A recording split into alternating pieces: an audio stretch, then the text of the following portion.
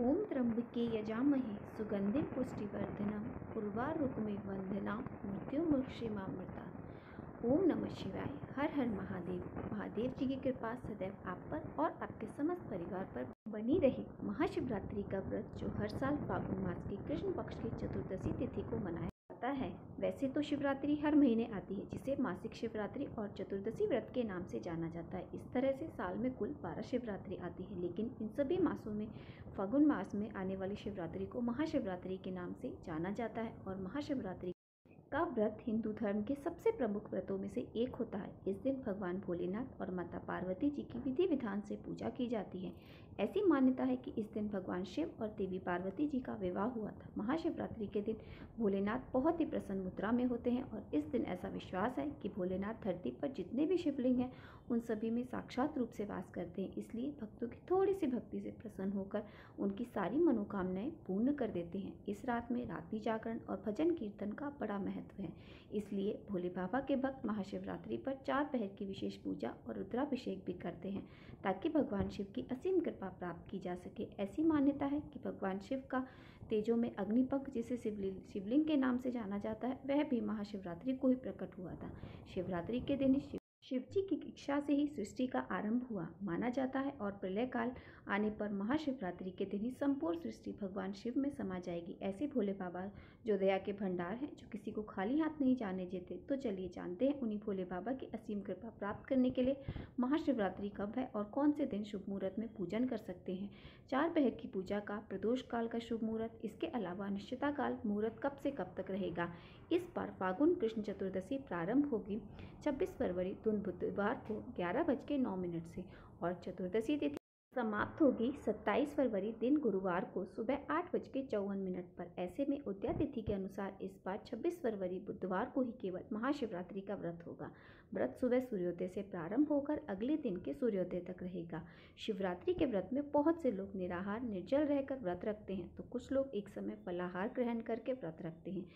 जिनकी सामर्थ्य व्रत रखने का ना भी हो, वो भी इस दिन शिव पूजा करके भी शिव की कृपा पा सकते हैं। इस दिन शुभ मुहूर्त में भगवान शिव की पूजा और व्रत करके भी उन्हें उतना ही पुण्य फल का प्राप्त होता है। 26 फरवरी को बात करते हैं हम ब्रह्म मुहूर्त के समय की, तो उस दिन ब्रह्म मुहूर्त का समय रहेगा सुबह 5:16 से 6:04 तक। सूर्योदय सुबह होगा 6:53 पे और सूर्यास्त होगा शाम को 6:25 पर। इस बार शिवरात्रि के दिन बहुत ही शुभ योग बन रहा है, जो कि शिव योग होगा, जो सुबह से लेकर रात में 11:41 तक रहेगा और उसके बाद में सिद्धि योग प्रारंभ हो जाएगा। और सिद्धि योग के प्रारंभ होगा उसके बाद में अमृत काल का जो समय होगा वो होगा 6:02 से 7:31 तक। राहु काल जो कि अशुभ मुहूर्त होता है, तो वो रहेगा दोपहर 1:30 बजे से 3 बजे तक। अब बात करते हैं भद्रा सुबह की, तो भद्रा सुबह उस दिन रहेगी 11:08 से 10:05 तक रात्रि में। और उसके बाद बात करें भगवान की पूजा के 4 पहर में, प्रथम पूजा का जो शुभ मुहूर्त का समय रहेगा शाम को 6:19 से 9:26 तक। बात करते हैं दूसरे पहर की, तो दूसरे पूरे पहर के पूजा का समय रहेगा रात्रि को 9:26 से मध्य रात्रि में 12:34 तक। तृतीय पहर की बात करें, जो पूजा का समय रहेगा रात में 12:34 से सुबह 3:41 तक।